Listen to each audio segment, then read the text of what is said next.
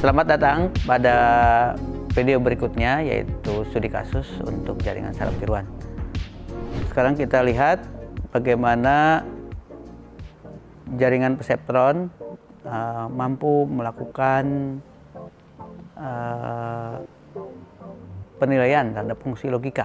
Dalam kasus ini, fungsi logika yang akan kita uji adalah fungsi N. Representasi keluaran yang digunakan merupakan bipolar -1 atau kemudian inisialisasi dari parameternya ada bobot awal dari W, bobot jaringan adalah WI sama 0, kemudian biasnya juga sama 0. Learning rate kita lakukan penyederhanaan sama dengan 1, kemudian fungsi thresholdnya sama dengan 0.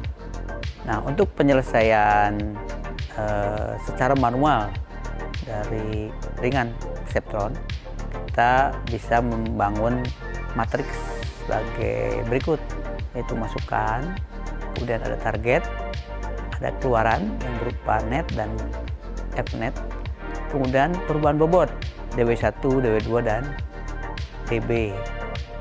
Kemudian yang terakhir adalah bobot baru. Kita mulai dengan yang pertama, yaitu dengan melakukan penjumlahan di fungsi netnya X1 kali W1 plus B, B-nya bias. X1-nya 1, W-nya 0, ditambah B-nya juga 0, berarti 0. F net, kalau fungsi netnya 0, berarti 0. Kemudian yang kedua, ya sudah didapat netnya, maka F netnya 0, maka dilakukan terhadap perubahan DW, DW1, DW2, kemudian DB. DW-nya didapat dari alfa dikalikan target dikalikan input, ya alfanya 1, targetnya 1, inputnya 1, berarti DW1 1, DW2 juga 1, dan DB juga 1, ya. DB didapat dari alfa learning rate dikalikan target. Untuk selanjutnya, bobot baru dijumlahkan antara W lama, yaitu W awal, W1 0, W2 0, dan B 0, ditambah dengan DW-nya, dihasilkan masing-masing W1 1, W2 1, dan B-nya sebenarnya 1. Yang kedua, untuk data yang kedua sama dengan cara yang sama, ya.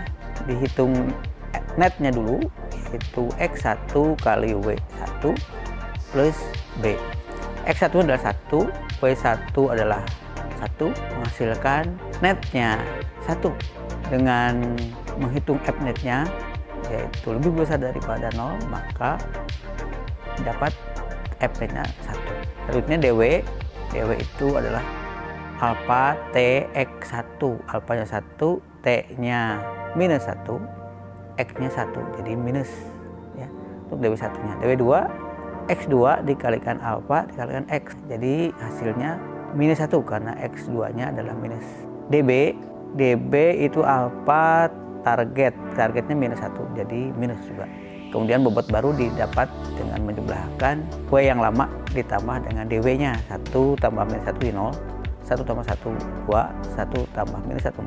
Untuk selanjutnya dengan cara yang sama, untuk nilai masukan minus 1 1, didapat netnya 2, sehingga F netnya adalah 1. Kemudian perubahan dilakukan penghitungan, didapat W-nya, keluarannya 1 dan minus 1. Nah, yang terakhir untuk minus 1 X1 dan X2-nya minus 1, didapat netnya minus 3.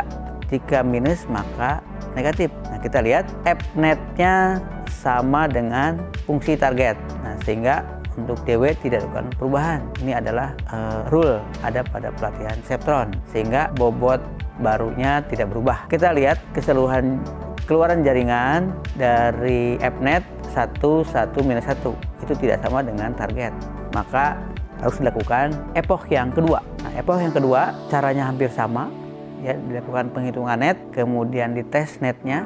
Jika 1 dapatkan netnya 1, berarti F netnya 1.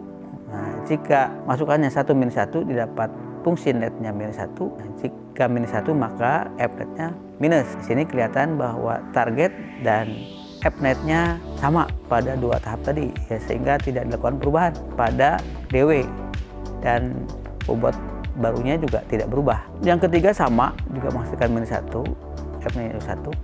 Yang keempat minus 3, keluarnya minus 1. Secara keseluruhan kita lihat target sama dengan Fnet, sehingga tidak ada perubahan pada keluaran. Ini berarti bahwa keluaran sudah dikenali oleh jaringan. Berarti bahwa pelatihan pada perseptron sudah tidak perlu dilanjutkan lagi. Sudah selesai artinya. Berarti jaringan sudah mengenal pola yang akan ditesnya. Ya, iterasi dihentikan. Sampai di sini untuk materi perkenalan jaringan saraf tiruan. Sampai jumpa pada video berikutnya.